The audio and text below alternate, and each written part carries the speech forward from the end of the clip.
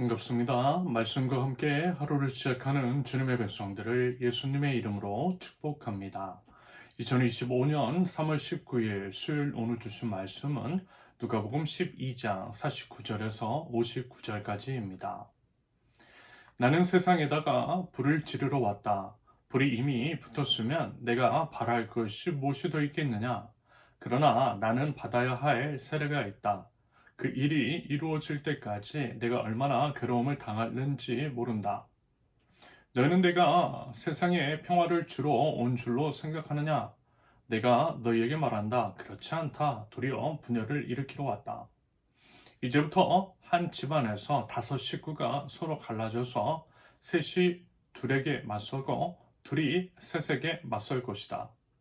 아버지가 아들에게 맞서고 아들이 아버지에게 맞서고 어머니가 딸에게 맞서고 딸이 어머니에게 맞서고 시어머니가 며느리에게 맞서고 며느리가 시어머니에게 맞서서 서로 갈라질 것이다. 예수께서 무리에게도 말씀하셨다. 너희는 구름이 서쪽에서 이는 것을 보면 소나기가 오겠다고 서슴지 않고 말한다. 그런데 그대로 된다. 또 남풍이 불면 날이 덥겠다고 너희는 말한다. 그런데 그대로 된다. 위선자들아, 너희는 땅과 하늘의 기상은 분간할 줄 알면서 왜 이때는 분간하지 못하느냐? 어찌하여 너희는 옳은 일을 스스로 판단하지 못하느냐? 너를 고소하는 사람과 함께 관원에게로 가게 되거든 너는 도중에 그에게서 풀려나도록 힘써라. 그렇지 않으면 그가 너를 재판관에게로 끌고 갈 것이고 재판관은 형무소 관리에게 넘겨주고 형무소 관리는 너를 옥에 쳐넣을 것이다. 내가 너희에게 말한다. 너희가 그 마지막 한 푼까지 다 갚기 전에는 절대로 거기에서 나오지 못할 것이다. 아멘. 먼저 분쟁을 주러 오신 예수님. 예수님께서 이런 말씀하세요. 불을 지르러 오셨다라고 화평이 아닌 도리어 분열을 일으키기 위해서 오셨다라고 합니다. 화평의 왕이신 예수님, 서로 사랑하라 라고 말씀하신 주님이신데요. 도대체 이 말씀의 의미는 과연 무엇일까요? 이와 관련해서 살펴볼 말씀으로 누가복음 14장 26절이 있습니다. 누가복음 14장 26절 누구든지 내게로 오는 사람은 자기 아버지나 어머니나 아내나 자식이나 형제나 자매뿐만 아니라 심지어 자기 목숨까지도 미워하지 않으면 내 제자가 될 수 없다. 이 말씀 역시 오늘 본문의 내용과 연결이 되어 있는 것으로서 도무지 이해가 되지 않는 말씀일 수 있어요. 자기 식구들을 미워해야만 예수님의 제자가 될 수 있다라고 하는 이 말씀이 말입니다. 이 말씀의 본래적 의미를 알기 위해서는요. 이 구절 안에 있는 미워한다라고 하는 단어의 뜻을 살펴볼 필요가 있습니다. 이 말씀의 의미 안에는 상대적인 것이 포함되어 있어요. 다시 말해서 하나님을 너무 사랑하기 때문에 그것과 비교했을 때 자기 식구나 자기 목숨을 사랑하는 것은 상대적으로 미워하는 것처럼 보일 수 있다라는 거죠. 다시 말해서 문자적으로 미워한다라고 하는 것이 아니라 하나님에 대한 사랑이 너무 커서 상대적으로 미워하는 것처럼 보인다라는 것입니다. 그만큼 뭐예요? 하나님을 제일 그리고 이제 가장 많이 사랑해야 한다라는 것입니다. 하나님께서 그걸 원하신다라는 거예요. 사실 하나님을 제일 사랑하지 않는 것 그것이 바로 죄인 것입니다. 결국 이것은요 십자가로 연결이 돼요. 나의 생명, 나의 소중한 식구 그 외에 어떤 것도 하나님 때문에 버릴 수 있는 믿음. 그것은 정확하게 믿음의 조상인 아브라함이 100세 때 얻은 독생자 이삭을 주저함 없이 하나님께 드리려 했던 것과 같은 믿음과 연결이 됩니다. 그것이 진짜 믿음이요 우리가 성장해야 할 믿음의 지경입니다. 하나님께서 그 믿음에 따른 구체적 행동까지 우리에게 요구하신다라는 것입니다. 여러분 이거 알면요 오늘 말씀도 이해가 돼요. 예수님을 너무 사랑해서 그리고 그 믿음을 포기할 수 없어서 사랑하는 식구들과도 분쟁을 일으킬 수 있다라는 것입니다. 심지어는 식구들까지도 버릴 수 있는 믿음을 각오해야 한다라는 거예요. 믿음 생활이라는 것은 그러한 대가를 치를 수 있음을 인지 및 각오해야 한다라는 것입니다. 여러분 혹시 그와 같은 각오가 되어 있으세요? 사실 이제 저 같은 경우에는 목회자 이제 집안에서 자랐고요. 친척 대부분이 기독교 신앙을 가지고 있기 때문에 이런 경험은 있지 않습니다. 다만 저와 이제 가까운 사람이 이와 같은 경험했어요.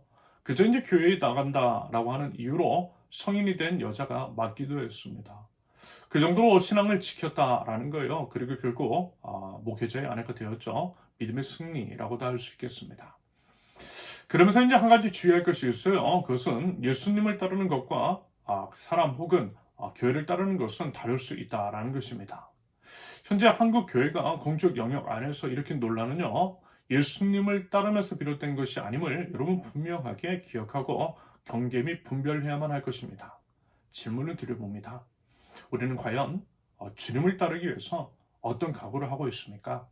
심지어는 가족까지 버릴 수 있을 만큼 주님을 사랑합니까? 내가 이제 가장 소중히 여기는 것은 과연 무엇입니까? 그것을 주님께서 이제 달라고 하실 때에 주저없이 드릴 수 있습니까? 부디 주님만을, 그리고 이제 주님을 먼저 사랑하실 수 있기를 바랍니다. 그러할 때에 이 모든 것들을 주시고 또 지켜주시는 우리 주님을 경험하게 될 줄로 믿습니다. 이어서 재판장으로 오신 예수님. 예수님은 말씀하세요. 시대를 분별하라는 것인데요. 결국 그 말씀의 궁극적인 의미는 이것입니다. 마지막 때를 준비하라는 것, 그리고 그때는 무서운 심판이 있으리라는 것. 그러므로 심판이 있음을 알아 죄에 대해 정사를 미리 하는 것이 지혜라고 하는 경고이자 권면의 말씀입니다. 여러분 어떻습니까? 지금 이 상황이 힘들고 어렵고 두렵고 불안한 것이 사실입니다. 시국이 너무 불안정해요. 전 세계 곳곳에서 일어나고 있는 기상이변도 심상치가 않아요. 북극 빙하가 거의 다 녹았다라고 하고요. 환경오염, 지구온난화, 기상이변으로 인해 심각한 위기에 빠진 지구 상황입니다. 지구가 멸망할지도 모른다라고 하는 이야기를 흘려들을 수 없는 이유인 거죠. 그런데요, 지구의 멸망, 육체의 죽음보다 더 무서운 것은 영원한 죽음이겠죠. 우리가 이제 두려워해야 할 분은 하나님이십니다. 누가복음 12장 5절 너희가 누구를 두려워해야 할지를 내가 보여주겠다. 죽인 다음에 지옥에 던질 권세를 가지신 분을 두려워하여라. 그렇다 내가 너희에게 말한다. 그분을 두려워하여라. 온 오제왕 생명의 주관자이신 하나님을 두려워하는 것. 사실요, 하나님을 두려워할 줄 알면 인류가 현재 직면한 문제도요, 자연스럽게 해결이 돼요. 결국 모든 문제는 하나님을 두려워하지 않으면서 비롯된 것이기 때문입니다. 한편 지금의 현재 상황은 하나님께서 믿음을 시험하시는 것일 수도 있겠다라고 하는 생각도 들어요.